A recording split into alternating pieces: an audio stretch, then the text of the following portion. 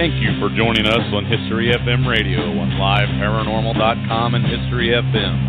From paranormal to the unexplained history, it all happens here. Looking to enhance your radio experience? Participate in live interactive chat 24/7 with our radio show hosts and other like-minded people on www.liveparanormal.com, the only interactive social chat room supported by full interactive media. Stop by now and join in on the fun.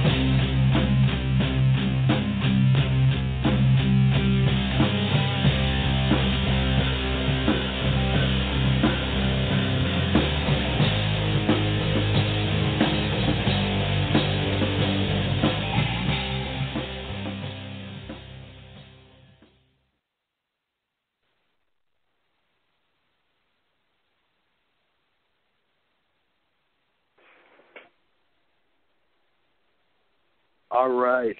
Welcome, everybody, to the February edition of the Chip Coffey Radio Show. We have Chip Coffey with us today. Chip, how's it going?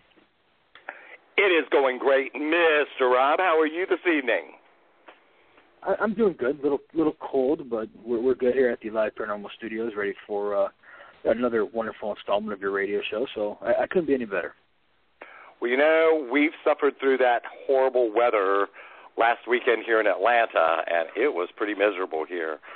You know, we became the kind of butt of a lot of jokes in the United States and all around the world, but it was a mess here in Atlanta. I saw that. Well, at least, everything turned out somewhat okay, and everything's back to normal, though I think the cold weather is supposed to hit again for us. Well, it was actually in the 50s, maybe even hit 60 degrees here in Atlanta today, so I think Mother Nature's, smoked a bowl of crack or something. It's 7 outside here in Cleveland, and it's supposed to have 6 to 8 inches of snow tomorrow. So that's the reason I moved to the South. I moved away from the South, as you know, so I don't know, maybe my logic, that whole bowl of crack thing might have been in play years ago. Well, I'm not going to make any comment on that. I digress. You digress. Well, thanks for letting us do yet another show. Do you believe that this is lucky number 13?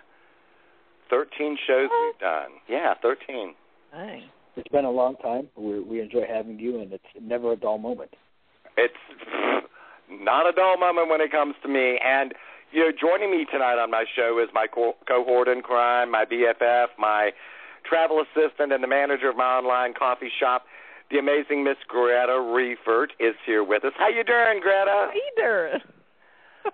So we're going to have a fun show this evening. It's going to be a good time, I think, Mr. Rob. So thanks for coming on and introducing us. And if we need you, we will yell loudly. How's that? I'll make sure to be around, I suppose. That would be a good thing, because if you're not, I'll hunt you down, and it won't be pretty. That's all right. You can come up and battle the 6 to 8 inches of snow, so maybe I'll dare you. Oh, there's a challenge.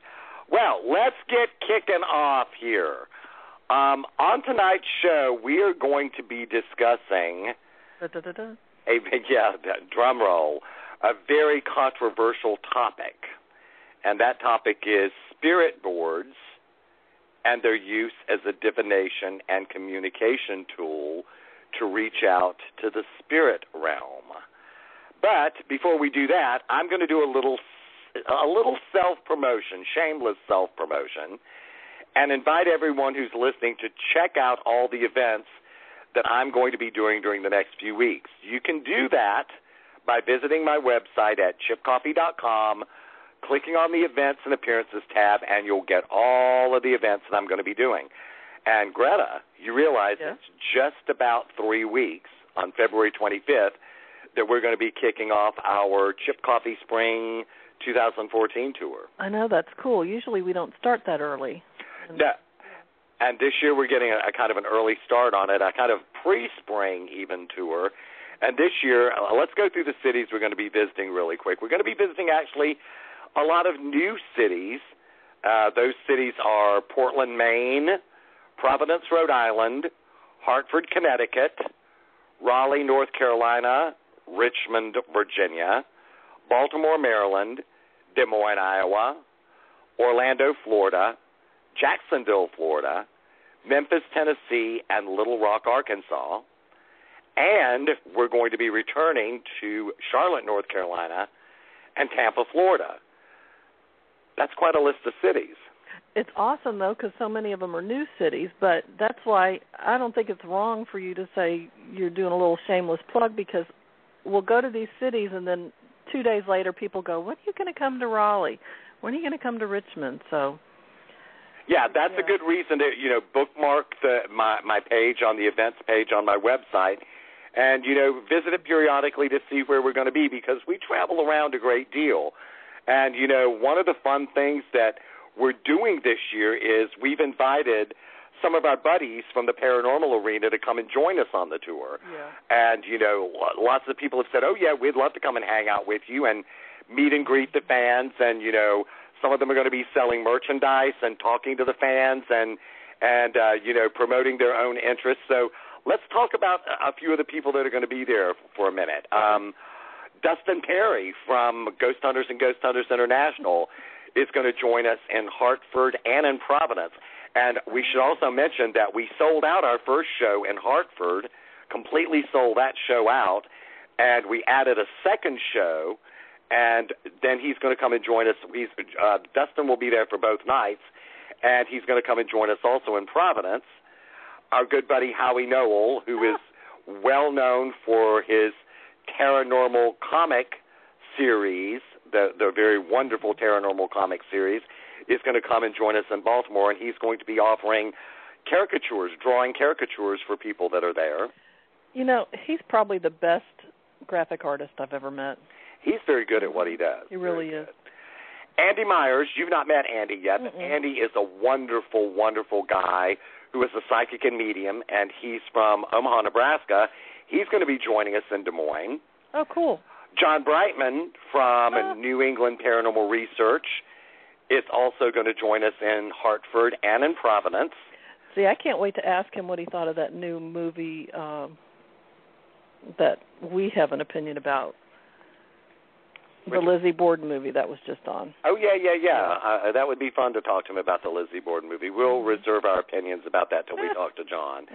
Our buddy Selena Roan with Fear Paranormal out of Texas, and she was also with me in the DVD that we did with the Kling brothers called Shadows on 66, the Galena, Kansas murder bordello, is going to be with us in Little Rock. Yep. How about this?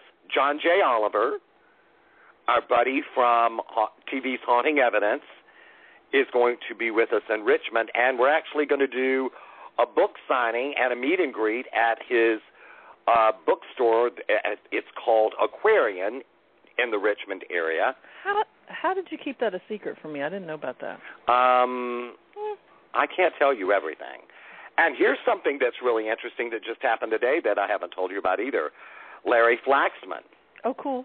Our buddy Larry Flaxman, author, researcher. He's been on Ancient Aliens and Ghost Lab.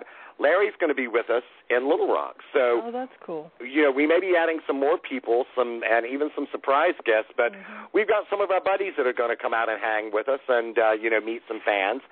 And one other person that we'll talk about in a minute is also going to join us on the tour, and that person is actually our guest for the evening.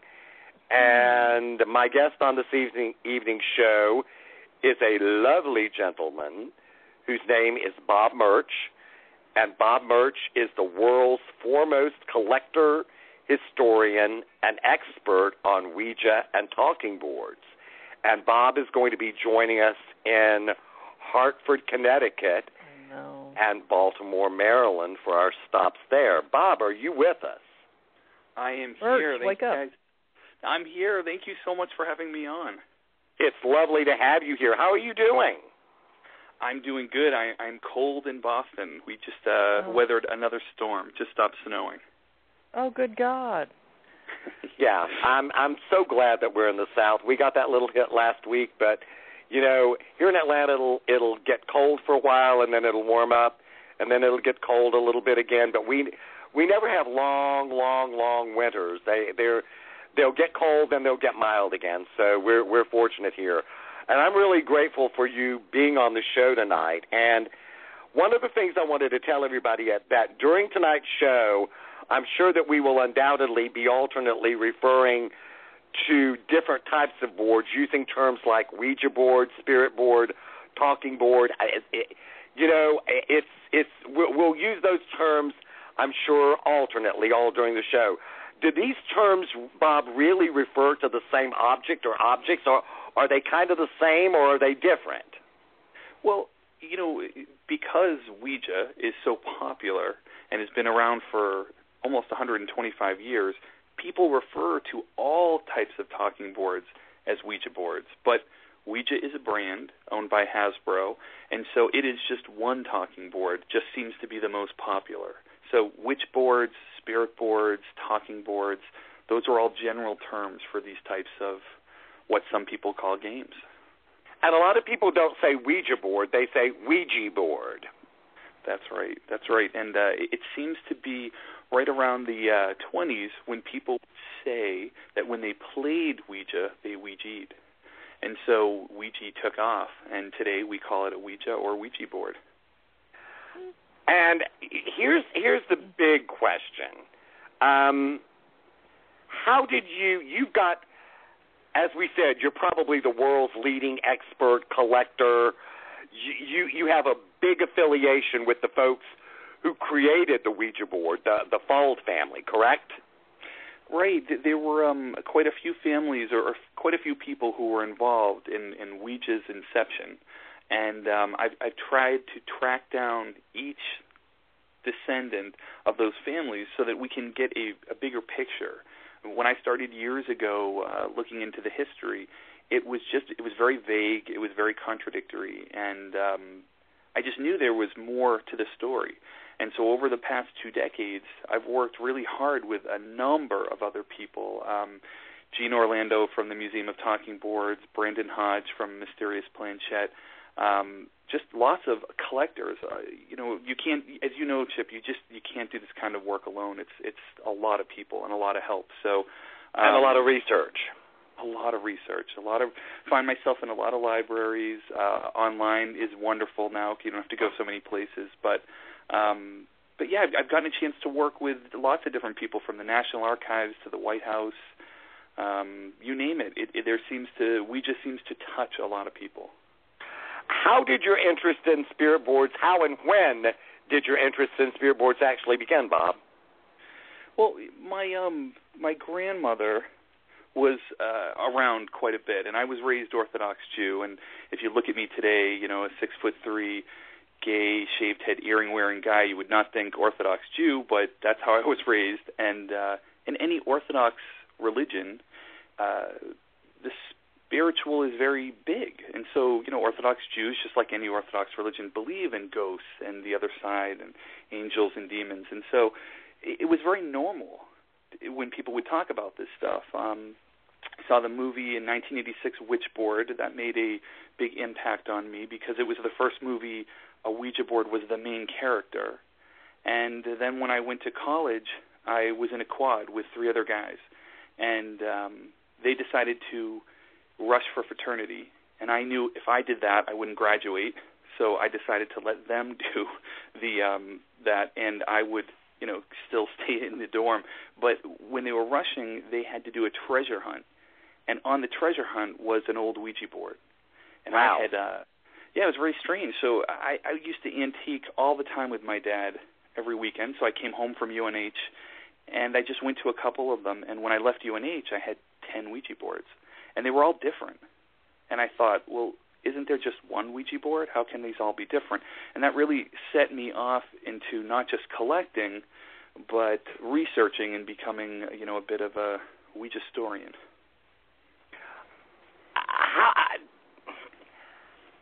I guess my next question is about the origin of the boards. When in your research have you found out that the boards were first used or invented, and how do you go back and find that information? Who invented it? How did it come about?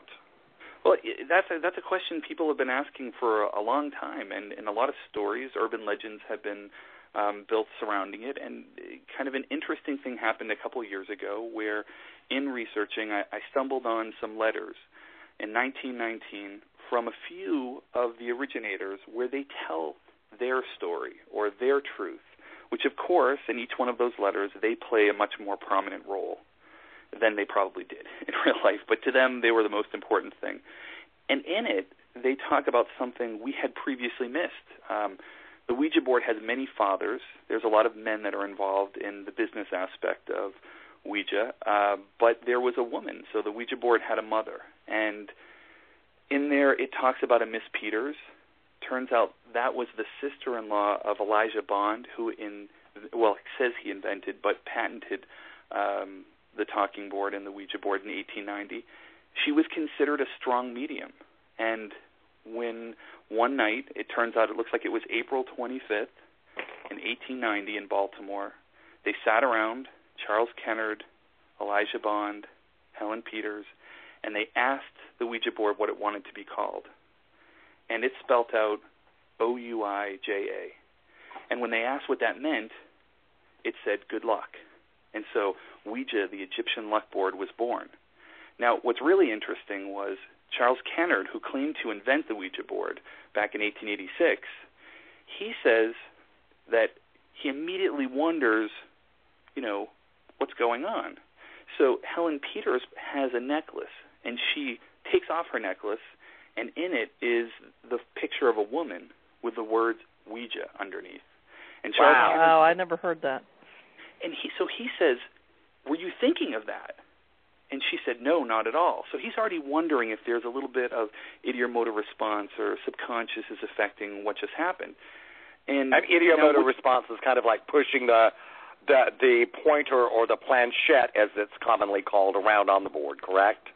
Right. It's you don't know you're pushing it. That your body is made up of muscles that want to move, and so there's always some slight movement. And what can often happen when you use the Ouija board or dowsing or pendulums, that scientists believe that what's happening is your subconscious, you have opened a door to your subconscious, and that you are actually answering your own questions, but you just don't know it.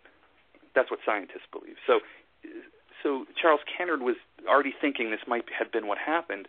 She says no, and what's interesting is the word didn't exist until that moment. So how could she have been wearing a locket that had that name? And what we think, kind of a theory that we have out there, is that what she was wearing was a locket of a famous novelist at the time who went by the pseudonym of Ouida, Ouida. And Ouida believed that women should be educated, that women should read, and other women who believed in this movement might have worn something with her name on it. And so we think that Ouija might actually be a misspelling of Ouida. But that's part of the mystery of the board. But so we found this out. I tracked down Helen Peters, that it was a Helen Peters.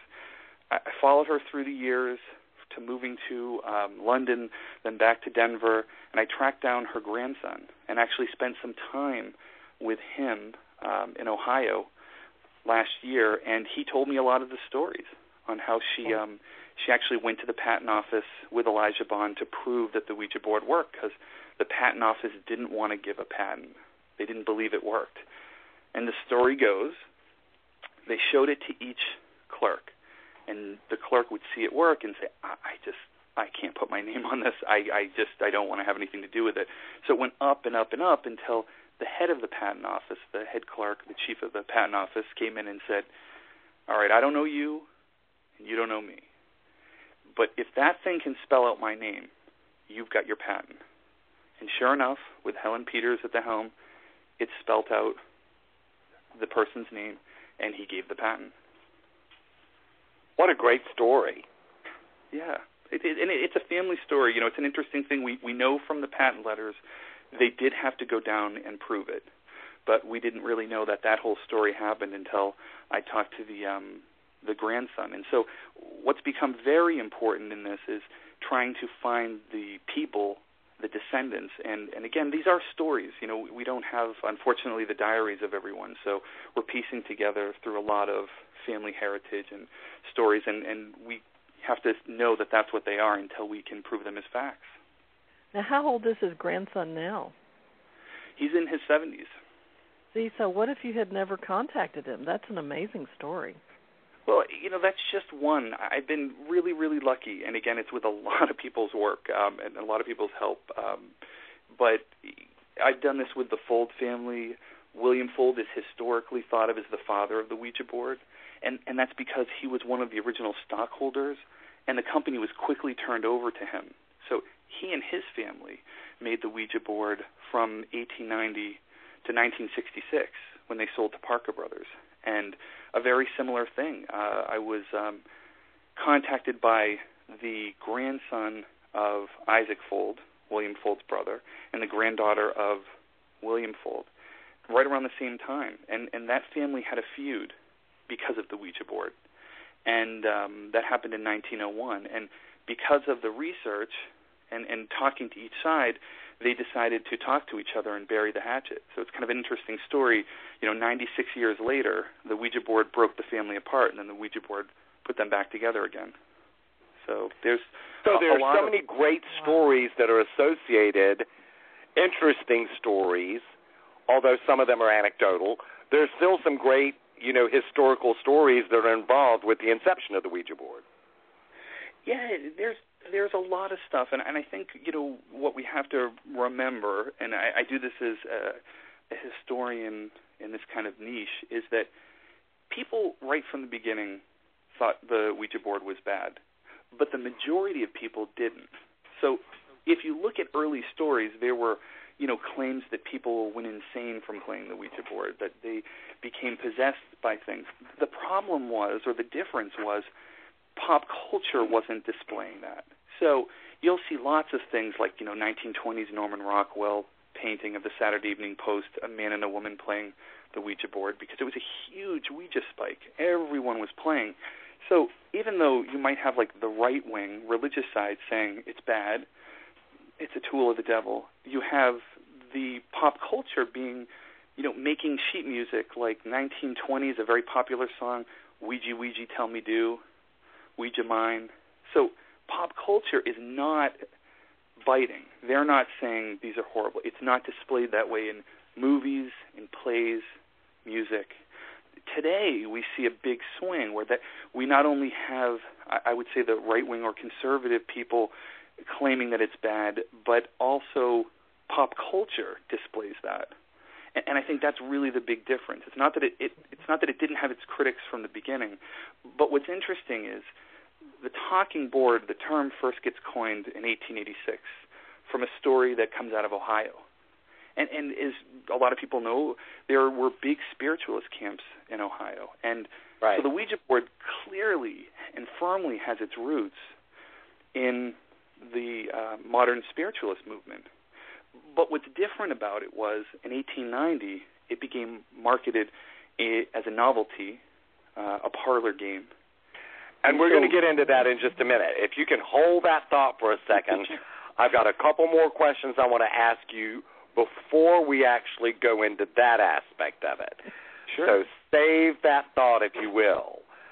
I have another couple of questions to ask you before we get into that before we broach that topic. There are a lot of different versions of the spirit boards that are used around the world in different countries and in different cultures, yes? Yes, but the talking board, as far as we know today, was an American invention. In the sense that if we look at the talking board as the combination of letter calling and a planchette, and so if Brandon Hodge was here, he would give you the history of the planchette, which was a separate automatic writing device. So if people think of, they don't know what a planchette is, if you think of the indicator on a Ouija board, instead of the big hole, imagine a small hole at the tip where a pencil would go. And instead of two felt feet on the back, where the heart shape would be, there would be two wheels. And people would put their hands on them, ask a question, and the spirit would write out the answer. So that not so very much unlike the spiritualist thing of putting a piece of chalk between two blackboards and hoping for a response. Right, so automatic writing, and so this was a form of automatic writing, and the planchette itself, automatic writing goes back further, but the planchette comes about in around 1850. So that merges with letter calling. So, I mean, even the Fox sisters, accounts were of the Fox sisters that, they would point to letters and numbers, and they would hear a knock when it hit the right letter. So there and were the Fox sisters were very much associated with Lilydale and that sort of area, correct? Right, the birth of modern spiritualism. So 1848 for that. And so these things progressed, and there were lots of different devices that people would use that got close to a talking board. Dial plates, things that where there would be a fixed position of a dial, and the mediums would put their hands on it, and it would turn in an arc and point out the letter. But if we look at the talking board as something where it has to have a movable piece that is free to move around, we don't see that completely in that form until 1886. Wow. Okay. Greta, you've got a question. Oh, yeah. Hey, Bob, how many different boards do you actually have? I think people would be stunned to hear this. Yeah, so I have over 500 different talking boards, and that doesn't include variations of those boards or doubles, sometimes triples to certain boards. Unbelievable. So, yeah, there's a lot, and I don't just collect the boards, but I try to. A big passion of mine is to just follow it through pop culture. How did people see it in every decade? And so that includes, every magazine, every TV show back to the beginning, silent movies, sheet music, articles, you name it, anything I can get my hands on that talks about a talking board gives us a slightly bigger perspective than we had before. I didn't realize that. So your house is like an actual museum. It is. So you're a border hoarder. It's exactly Ooh. right. You read my mind, Chip, of course, but okay. that's exactly what I was going to say. Well, one of the things that I'll say, and I'm going to talk a little bit about this also in just a minute, is about a board that I used when I was a kid. You actually gifted me with an exact historical replica of the board that I used, and I'll talk about that board more in a minute, which was a great gift for me. I was like, oh, my God, this is the exact board I used. Crazy. Some of the things that you do as part of your collector of talking boards and being an expert on them, as you're doing with us this evening, you educate a lot of people on the use of the boards. And I think that there's a lot of things that we'll talk about in a minute that, a lot of misconceptions and strong opinions, pro and con to the use of boards. So we're going to talk about those in a second also. What do you think about this? Some of the boxes that Ouija boards were sold in had the phrase printed on the box. It's just a game, isn't it? That's right. What do you think about that phrase?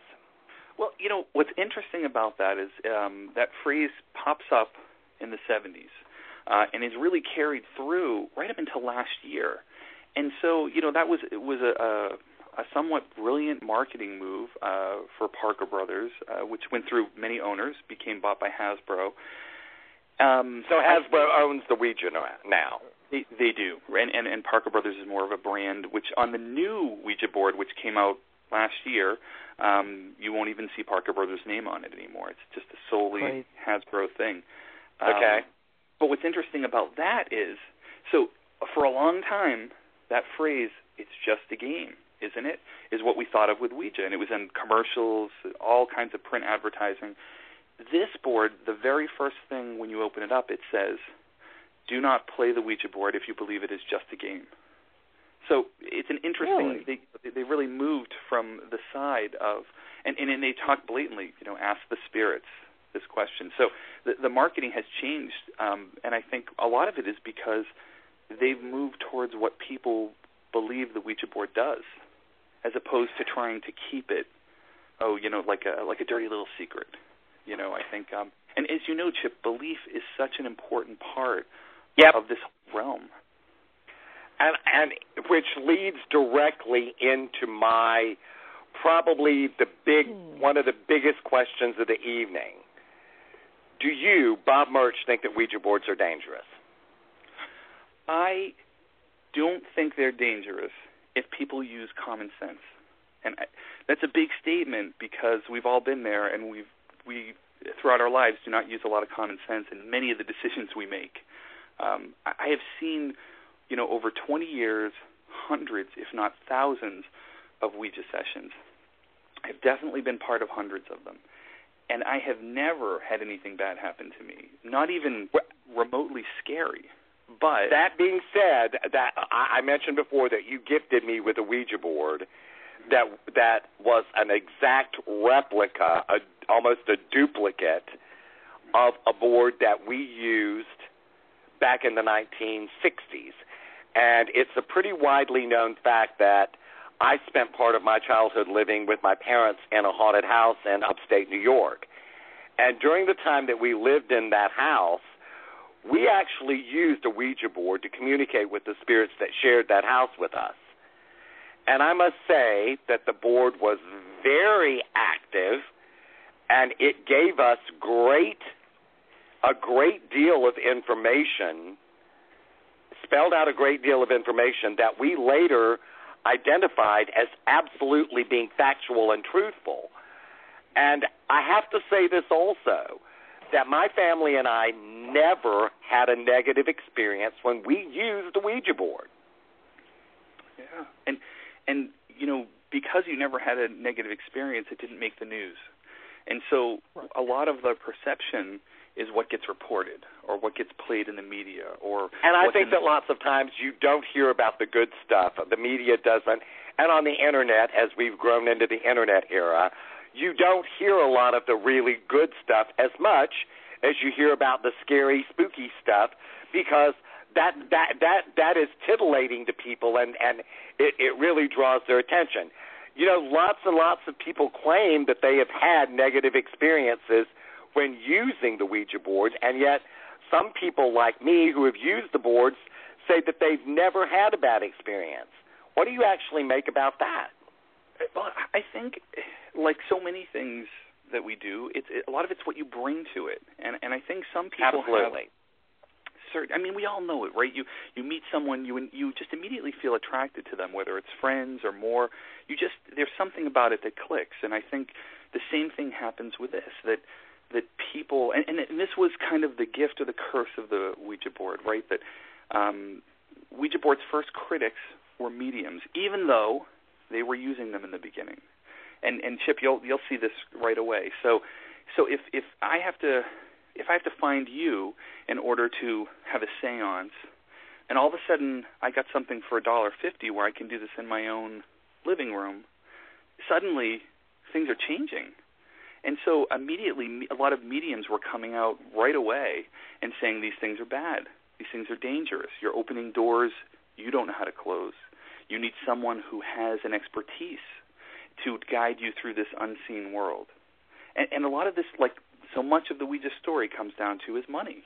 That it really cut into a really interesting, fun thing. You go back again, after the Civil War, leading up to the 1890s, death affected every American.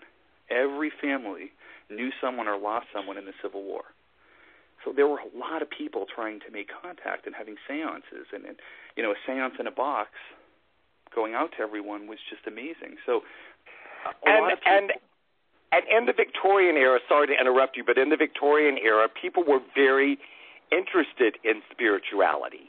And spiritualism got its roots around that same time. And, you see things like memento mori photographs of, that now we look at those pictures and there's a sad sense of almost surreal, kind of spooky beauty to those photographs where they would pose the dead, amongst the living and, in weird, almost lifelike poses with the memento mori. And we'll get those Victorian images like that.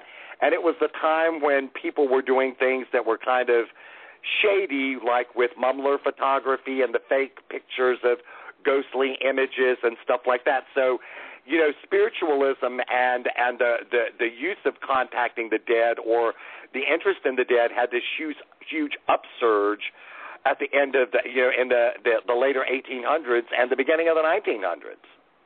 That's right. And so, I mean, look, we're living, breathing things, and we are fascinated, have always been since the day human beings realized that when you died, you didn't come back. So, where did he go? People have been trying to make contact, and so, the Ouija board does a couple of things. A lot of people can use the Ouija board, so it doesn't have to be a singular thing, and that gets a lot of people together. So, back in time where there were no lights, there wasn't a lot to do when it got dark, people would gather around and play. And as people have said before, it's spiritualism, the religion, was not incompatible with Christianity, because Christianity believes that all this stuff is true. They may not like it, and they may tell you not to do it, but it is not incompatible. It actually proves that what they believe is true, that there are other things out there you can contact. And so people had a different view of death. Death was so real. It touched everybody. Today things are very sterile. And, an interesting thing when we get there, if I don't remember, remind me, to talk about kind of the funny feeling that even though Ouija boards came out of the spiritualist movement, the world's first ghost hunters, that today when people go out hunting ghosts, the first thing they do if there's a haunting is say, did anybody use a Ouija board in here? And yet, they immediately pull out their K2 meter and start asking questions like, is there anyone here? Does anyone have a message for me? And I mean, Chip, we've done this. We're laughing going, isn't this a Ouija board session like that everyone's having? And yet somehow what we do, and the beautiful kind of part to me from a historical perspective, is we give the Ouija board a lot of power, something we don't do to the other devices. And we're going to talk about that also. You must be psychic a little bit, Bob Murch, or you've been consulting your own Ouija to kind of figure out exactly what my questions are to talk to you about the topics. Greta, you've got a question too. I just want to make sure, though. So you're saying, now, have you ever had a negative experience when using one of the boards? Let's clarify that. No. And I guess what does negative mean? I think what I see people having a lot of negative thing is where they ask the Ouija board a question, they don't like the answer that they get. Exactly. And they put it away. And to me, I again, being pulled back and being able to do this research, I sit at these conferences and we speak and we do them. People pay a lot of money for these experiences, and they are 100% sure they will have that experience with the Ouija board, and they will not play it. Yeah. And so, again, we give the Ouija board a lot of power, something we don't to a K2 meter or an EVP recorder. And what I'm going to say right now is probably going to be kind of controversial, and people are going to go, I don't know if I believe this or not. But one of the things that I've always thought is this.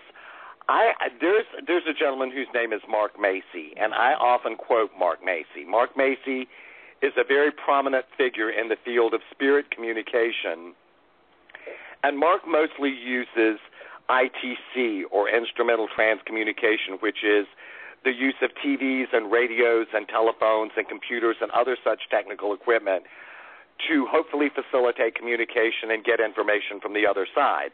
And one of the things that has always struck me, and I believe this is with anything in the paranormal arena, no matter what sort of contact you're trying to make, Mark is quoted as saying, in matters of spirit, intention plays an important role in the results. And another of his quotes is, the intent of the seeker often affects the results. Right. So I'm going to ask you, and Greta, you can chime in on this too. Do you actually believe that it is possible that the intent with which the boards are used may affect the results? I definitely think so, and I think even beyond just intention, like what are you consciously bringing? It's what are you unconsciously bringing, like all the baggage and the stress and the bad juju of your day, and you're in a bad mood and you do this. It's like anything else. I mean, go jump in a car when you got into a fight and you're really pissed off at someone. Like you drive terribly, you're very aggressive, and you're not even thinking about it. You're mad at everything, and I think sometimes. Because today the Ouija board is often people's first experience in the paranormal because, they play it as they're younger. It's maybe at a slumber party. So it's their first experience. And, as we know, and we kind of often joke, a lot of first experiences don't go very well because you don't know what you're doing. So they can be quick. Right. They can be too quick. They can just not go well. And what happens with the Ouija board is people have a bad or what they consider a bad experience, and they put it away. And, a funny thing happens. So, we're on the telephone right now. We're having this great conversation, but suddenly we get into an argument. We get into a fight. And we say terrible things to each other. And we hang up the phone, and, I'm not going to say, take my iPhone, throw it out the window, and say, I will never have another one of these in my house again. But when people do that with the Ouija board, that's what happens, because people forget that whatever they're talking to, whether it's an entity beyond them, whether it's their subconscious, which I would, side note, argue is almost just as incredible as if you're talking to a spirit or something else, we give the board the power. We forget that it's us and something else communicating. That the and that's just that's a point that I'll bring up here. I know that when I'm paranormal investigating, if we go to events or I go out on an investigation, and I'm sure Greta, I know you've noticed this when we're out there. What I was going to say, yeah. And it's one of those things that, if people are in a bad mood or they're disbelievers there or whatever's going on, especially if people have been drinking before they go on or they're somehow chemically enhanced, I believe that here's my question. Could it be that if those who use the spirit board expect negative results, or they're truly fearful of using the boards, or even if they already have negative energy or have had a bad day, like you said, in their lives, that they will get negative results, and that those who really don't fear the board, like we didn't fear it when we used it, we anticipated getting only a positive response or experience when we used the board, and there wasn't a whole lot of negative energy and juju going on in our lives, so we anticipated getting positive results. So I really do think that that whole thing with, coupled with Mark Macy's comments and the intent with which you use the board and the attitude with which you use it, I really do believe that there can be a correlation between what's going on with you in the third dimension world and what happens when you reach out to spirit. Yeah, I think it's like anything else.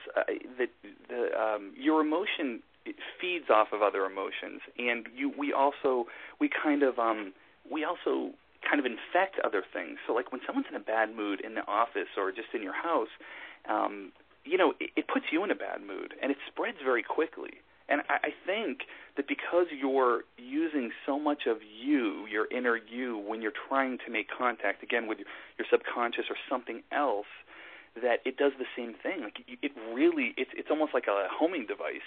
I've just seen it so many times. Absolutely. Really, like the happiest people, the best people in the world are very conscious of what they're putting out. They really think every day, who am I? What do I want out of my day? I don't want to be like these other people. And those are the people that you bump into and you say, oh, wow, like I like that person. I think the people who really prepare to delve into this stuff have much better experiences than they do if they just, they're trying to show off. They're, at a party, they've been drinking. And all of those things lower your inhibitions. And I'm not saying they're not all fun and everyone hasn't had their fun times at parties.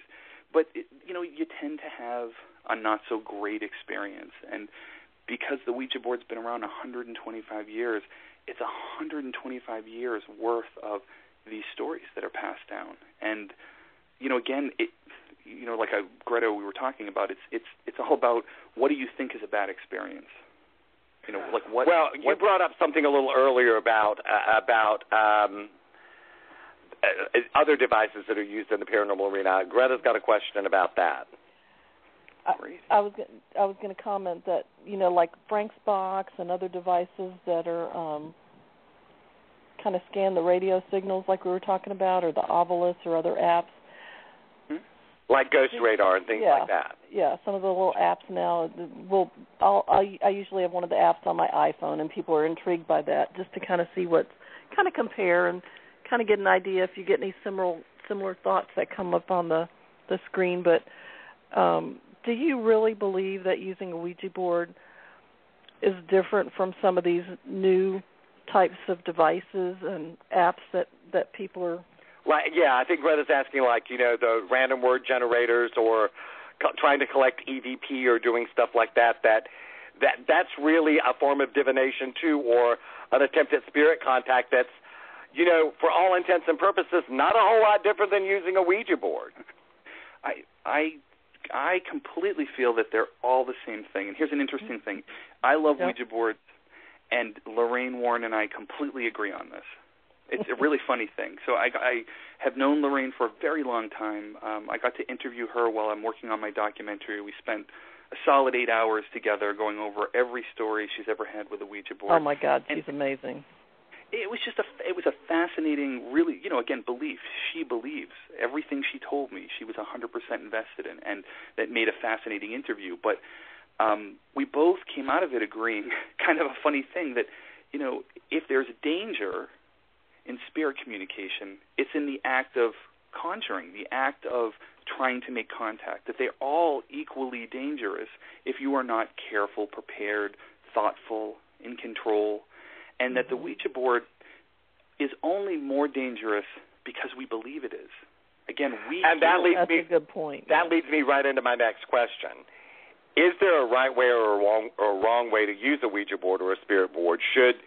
In your opinion, should users try to find some way or use some way to surround themselves with protection before or during the use of spirit boards, such as praying or praying before using a Ouija board or doing a closing prayer or some sort of other ritualistic thing? I know that, personally, as being raised Catholic, I always wear my blessed holy medals and I always have holy water with me and things like that. So I believe, I've got a strong belief in my own sense of spiritual protection. Do you think that there's a right way or a wrong way to use boards or any of the other devices or instruments that are somehow, like first cousins to the spirit boards? Right. I think you're right. It's all a big family, and they're all trying to accomplish the same thing, and that's make contact. And why do different people pick different devices? They just have an affinity towards them. They work better for them. They seem to connect with them. And what I've noticed is the people who are the most successful with their different tools, I watch them meditate or pray before. I watch them very quickly. When they seem to make contact with something they don't like, they stop. They don't keep it going. And you just were psychic on me again, because my next question was going to be, what should we do if a Ouija board session turns negative? Yeah, I think, again, like anything in your life, you try new stuff, you don't like it, you stop. And, you think about, again, my advice to everyone is this stuff is, there is danger in the sense of dealing with the unknown, because you don't know what you're dealing with, and you don't know what you're doing because you haven't done it before.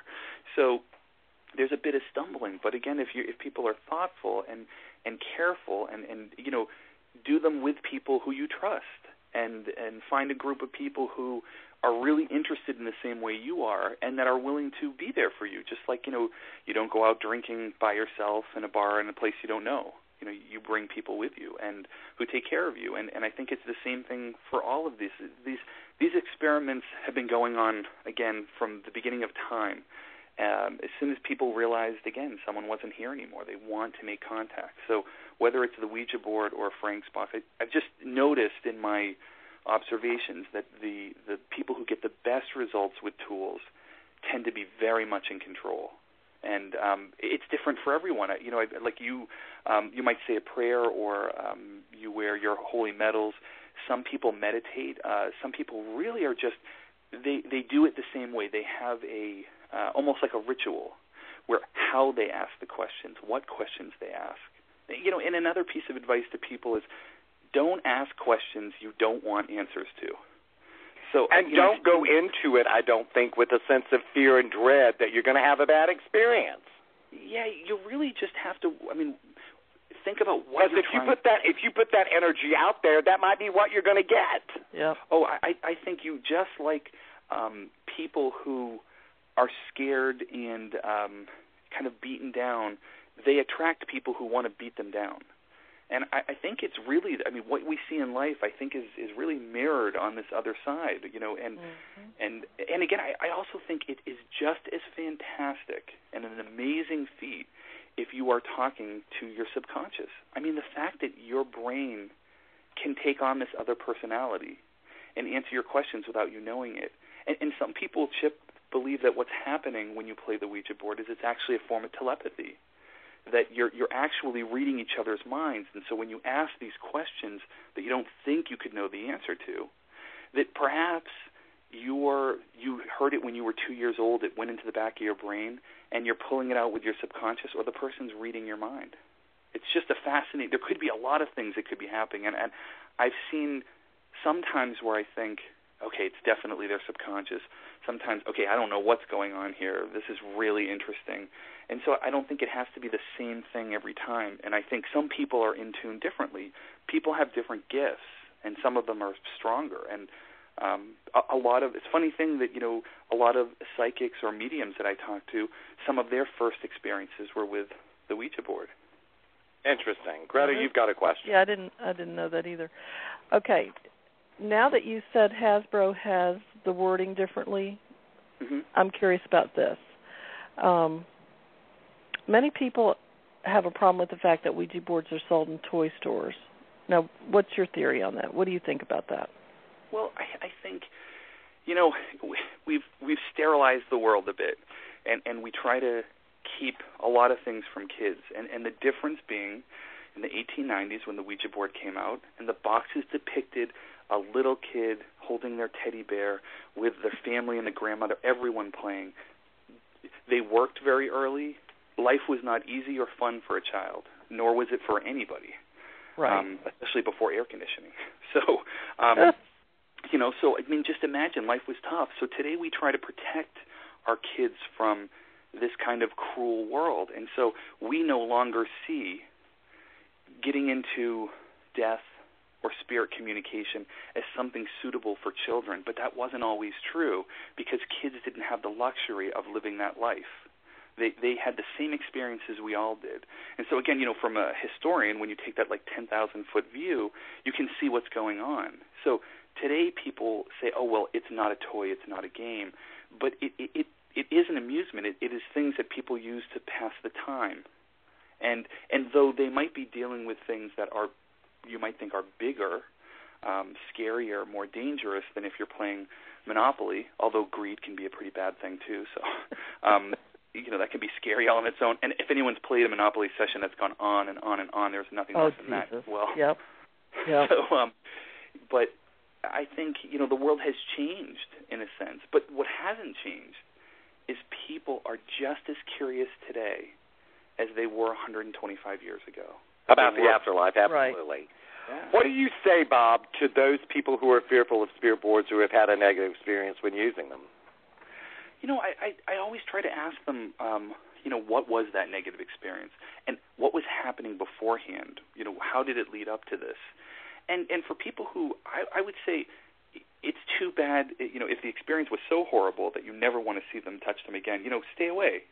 Don't put yourself through any, you know, mental trauma because they scare you. But for people who are just scared because they've seen movies, because they've seen things, I think it's too bad. You are missing a very large piece of what you might be interested in. And again, it comes down to people pay a lot of money for these experiences, to go on these ghost hunts, to feel something, to touch something. And the one thing that makes Ouija different, or talking boards different, than any of these other things, because again, technology sterilizes us. It really pushes us away from things. You can put down a K2 meter and it blinks, and that's cool. And you can do the same thing with your flashlight, but you're not touching it. Something different does happen when your hands are on the Ouija board, you ask a question, and it starts to move. And time slows down, and you hear that noise. You become very part of what's happening. You are very much aware and in the moment of that communication. And I think that's what scares people. They want it, but they don't want it that much. Well, I think the bottom line is a lot of people have said that it's kind of like opened up a big portal to them, and negative things have happened in their environment and stuff like that. And, you know, you hear about all those stories, and as I was posting things about the show tonight, there were a lot of people, I don't want to fool with a Ouija board, I don't want to do that. So some very strong opinions about the Ouija board, and here's what I think is the bottom line. I think the bottom line is this: if you don't want to play with the Ouija board, don't play with it. If you've had a bad experience of playing with the Ouija board, don't play with it. But don't also assume that everyone who has consulted or quote unquote played with the Ouija board, consulted a Ouija board, has had a bad experience, because not everybody has. You're going to hear, I think, more often about those people who have had bad experiences rather than those who have had, you know, benign or positive experiences with them. That's right. Typical, though, of everything, though. Yeah, exactly. You know, in a world, the media and people, I'm often reminded by this from a mentor, which is, you know, people never change. It's the same behavior, just new toys. And so, you know, even there are stories that made the newspapers, 1920s, 1930s, 1940s. The Ouija board told me to kill my daddy, so I did. Now, that story is going to make the news because it is fantastic. It is just and sensational. Right. Exactly. And so those things make the newspaper. And you can't help but be affected by pop culture. And that's kind of one of the... Well, and it's the same thing about Zach from Ghost Adventures just buying the demonically possessed house. You're going to hear about those things. You're not going to hear about when a spirit comes and does something, usually, when it does something that's, you know, wonderful or healing or something to somebody.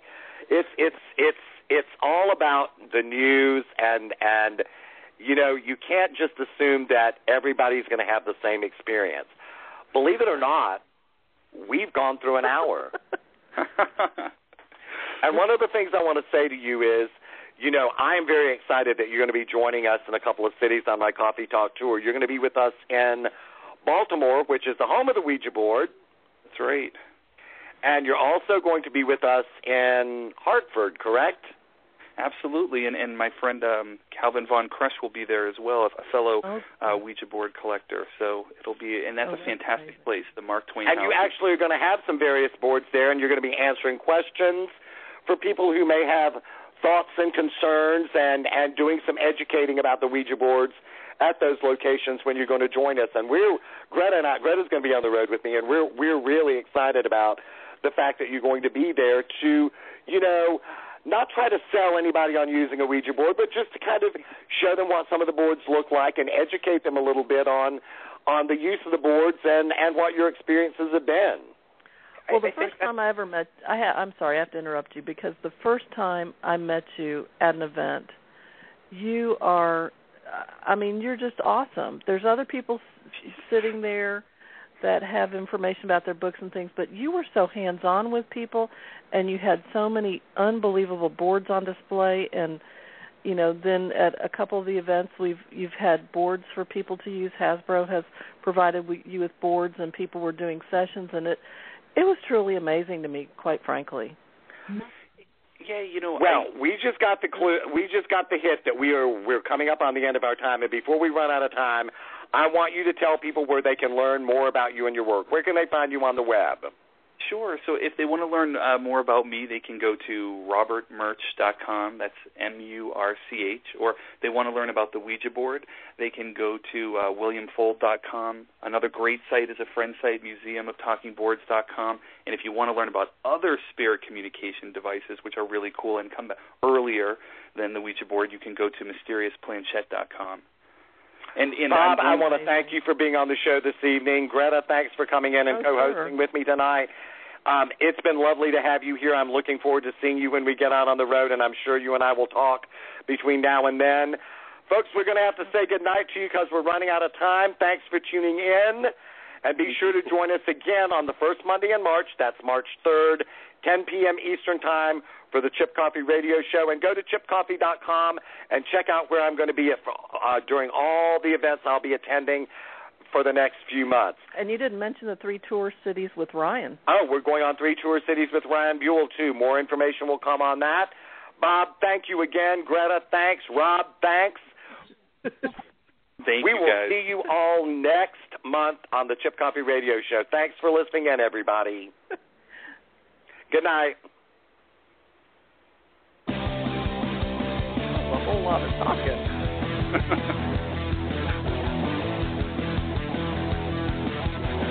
This is Live Paranormal Radio, brought to you by LiveParanormal.com, the #1 interactive online community for everything paranormal, horror, and sci-fi.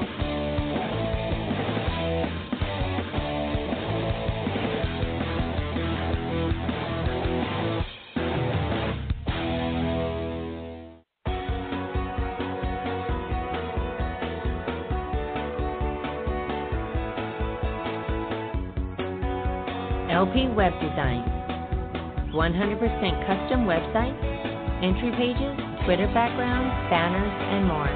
For more information, please visit liveparanormal.com, the official web designer of the stars.